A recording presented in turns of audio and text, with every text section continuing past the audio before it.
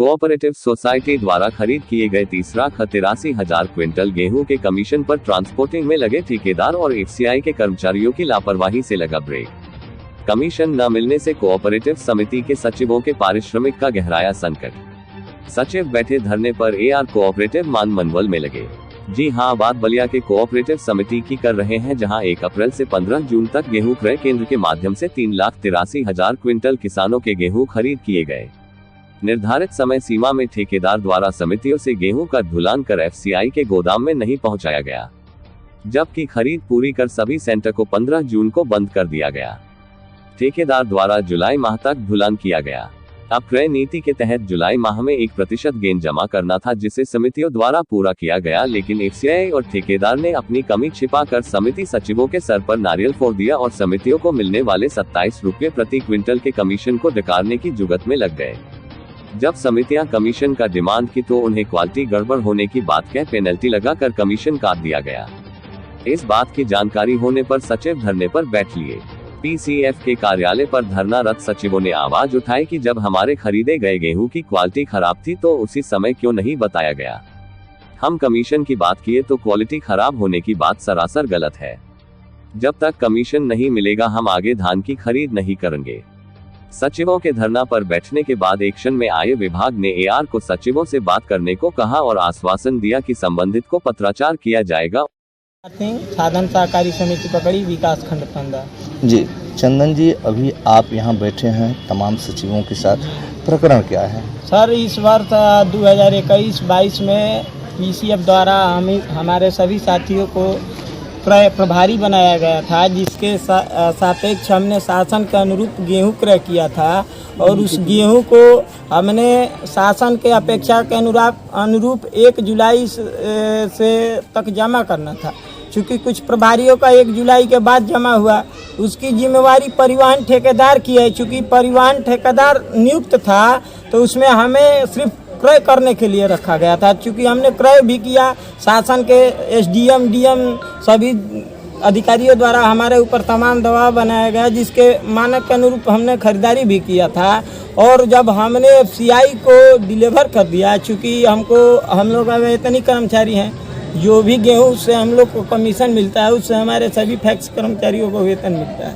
और जब आज हम लोग पीसीएफ में मिलान करने के लिए आए तो पीसीएफ के अधिकारियों द्वारा यह कहकर हमको बार बार लौटा दिया जा रहा था कि जो आपका कमीशन है, आपको तमाम तरह के कटौती, जैसे नमी हुआ, स्टेंसिल हुआ, बोरा सिलाई हुआ, गेंद हुआ, घून हुआ, जबकि शासन ने हमको आदेश दिया था कि 12% से अधिक नमी का गेहूं आपको नहीं लेना है। हमने 12% से कम का गेहूं लिया। जब हमने एफसीआई को डिलीवर किया तो अब एफसीआई कह रही है कि आपका गेहूं 15% है, 18%।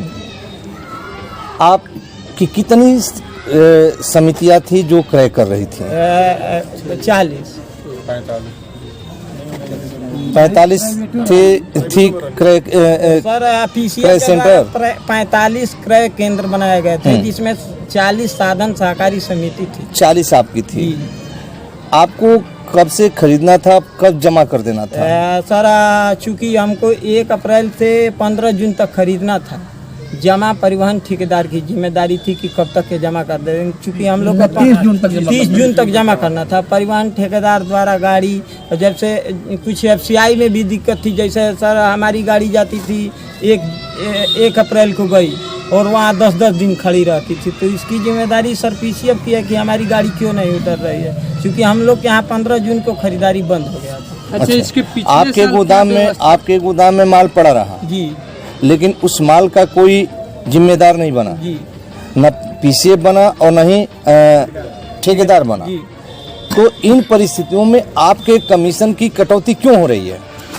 यही तो हम लोग सर, इसी के लिए हम सभी सचिव यहाँ पर धरना पर प्रदर्शन पर बैठे हैं कि यहाँ हमें क्रय नीति बतलाया जाए कि आखिर हम खरीदे हैं तो अगर कटौती होती भी है तो जैसे हमारे सर हम लोग जैसे हमें खरीदने के लिए कमीशन मिलता है तो सिर्फ हमारा कमीशन कटा है, परिवहन टेंडर का कटा ही नहीं है, पीसीएफ को जो कमीशन मिलता है वो कटा ही नहीं है। हमारा सिर्फ हम खाली सचिव बंधुओं का जितना कमीशन हुआ है वो सिर्फ सचिव बंधुओं का कटा है, वो और बाकी किसी का नहीं। ठीक है, अगर 1% कटौती का प्राविधान है कि 1 जुलाई के बाद 1% की कटौती होगी, वह गेन होगा जी। तो जब गेन हुआ होगा तो वेट तो बढ़ा होगा जी। तो जो आप रजिस्टर में दर्ज किए होंगे अपने खरीद का वेट, उसमें और इस वेट में कितने का डिफरेंस है? सर जो डिफरेंट हुआ था हमारे कुछ सचिव ने जमा भी किया था, उसके बाद भी उसको वहाँ पर मानने के लिए तैयार नहीं। मतलब आपके डिफरेंट को भी नहीं दिया जा रहा है और ऊपर से आपके कमीशन की भी कटौती हो रही है जी। यूं कहा जाए कि यह सीधे सीधे पीसीएफ या आपके एफसीआई दोनों की मनमानी है। धन्यवाद। क्या मांग है आपकी? सर जब तक हमारी मांगे मानी नहीं जाएंगी तो चूंकि आज हमारे सहायक आयुक्त एवं सहायक निबंधक सहकारिता ने हमको आश्वासन दिया है कि आपकी मांगे मानी जाएगी, तो उसके चलते आज हम लोग यहाँ धरना प्रदर्शन खत्म कर रहे हैं, लेकिन हम लोग समिति कार्य से बहिष्कार करेंगे और आने वाले समय में धान खरीद का भी बहिष्कार करेंगे। मांगे क्या थी, पॉइंट बताइए सर। हमारे कमीशन की पूर्ति हमारे खाते में किया जाए। कितने दिन से धरने पे बैठे हैं? सर 3 दिन से। नीरज कुमार, मैं AR कोऑपरेटिव बलिया।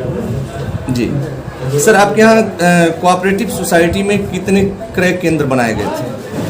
गत वर्ष इसमें 45 क्रय केंद्र रहे गेहूँ जी। कुल खरीद कितनी हुई थी? करीब 3,80,000 या 83,000। 3,83,000। कब तक ये खरीद हुई थी? पिछले सीजन में तो मैं था नहीं, तो मैंने फिलहाल 25 दिन हुआ है अभी ज्वाइन किया। 15 जून के बाद कोई खरीदारी नहीं हुई। अब खरीदारी के पश्चात ढुलान की जिम्मेदारी किसकी होती है? ढुलान FCI की क्रय एजेंसी की जिम्मेदारी होती है। यानी आपके सचिवों की ही जिम्मेदारी थी पहुंचाना? जी नहीं, क्रय एजेंसी हमारी पीसीएफ है। यानी कि पीसीएफ की संपूर्ण जिम्मेदारी थी कि सेंटरों से वह खरीदे हुए गेहूं को वहां एफसीआई तक पहुंचा दे, गोदाम तक। अब यहाँ पर सवाल ये फंसा है कि जो भी आपके सचिव हैं, इनका कहना है कि हमारे क्रय किए हुए गेहूं के मिले हुए कमीशन को काटने की साजिश रची गई। यह कहाँ तक सत्य है? संज्ञान में आया है। 1 सप्ताह पहले इनका पत्रक हमें मिला था, ज्ञापन इन लोगों ने दिया था, उससे हमने उच्च अधिकारियों को अपने अवगत भी करा दिया था। मामला ये है कि गेहूँ खरीद में इनको प्रति कुंटल के हिसाब से कमीशन का भुगतान किया जाना था। इनका आरोप है कि पीसीएफ और एफसीआई के द्वारा जो है अवैध तरीके से कटौती की गई है। और इस संबंध में डीएसपीसीएफ महोदय से भी बात हुई। एक्चुअली कटौती एफसीआई के स्तर से हुई है, इसमें डीएसपीसीएफ का भी कोई जो है रोल नहीं है। आपके स्तर से एफसीआई क्षेत्र प्रबंधक महोदय से पत्राचार किया जा रहा है। मैनेजर डिपो, मैनेजर क्यूसी, उनसे बात की गई है। उन्होंने आश्वासन दिया है कि जो संभव हो सकेगा कटौती वापस करने की वो कर दी जाएगी। हमारे स्तर से हमारे प्रमुख सचिव महोदय को अवगत कराया गया है, हमारे डीआर साहब को अवगत कराया गया है और हमारे स्तर से अभी 3 सदस्यीय कमेटी का गठन किया गया है जी। इस कमेटी से 7 दिनों के अंदर रिपोर्ट मांगी गई है। जिस किसी के स्तर पर ये कटौती अवैध या गलत पाई जाएगी उसके विरुद्ध नियमानुसार कार्रवाई। क्रय नीति के अनुसार कटौती कब से होनी चाहिए और कितना होनी चाहिए? जैसा कि मैंने बताया, अभी पिछले क्रय सीजन में मैं था नहीं और मेरे लिए क्रय नीति उत्तर प्रदेश सरकार, ये तो पूरे प्रदेश के लिए लागू होगा, तो क्रय नीति के अनुसार कितने प्रतिशत की कटौती और कब से होनी चाहिए? मैं आपको वही बताने का प्रयास कर रहा हूँ। अभी मेरी नई नियुक्ति है, मैंने भी 25 दिन पहले ज्वाइन किया है और पिछले क्रय सीजन में मैं नहीं था। जैसा बताया जा रहा है कि 1 जुलाई के बाद अगर जमा होता है तो 1% की कटौती होगी। वो आपको पता है, वो बेहतर मुझे जैसे नहीं पता है। मेरी बात सुनिए, जो प्रासंगिक प्रश्न है वो कहिए, मैं उसका जवाब दूंगा। जो आज बात हुई, ठीक है सर, जो समझौता हुआ उसके विषय में आप पूछेंगे, मैं बेहतर बताऊंगा। यह जो भी इनकी कटौती हुई है, क्या उस कटौती को वापस किया जाएगा? बिल्कुल प्रयास है। जैसा कि डीएस महोदय ने एफसीआई से बात भी की है, उन्होंने आश्वासन दिया है कि जो संभव कटौती वापस की जाने योग्य होगी वो निश्चित रूप से वापस होगी। जिनके गलती के द्वारा इनको आज तक भुगतना पड़ा कष्ट, उनके विरुद्ध क्या होगा? नियमानुसार कार्रवाई की जाएगी। क्या एजेंसी ब्लैक लिस्ट होगी? नियमानुसार कार्रवाई की जाएगी, प्रावधान होगा तो।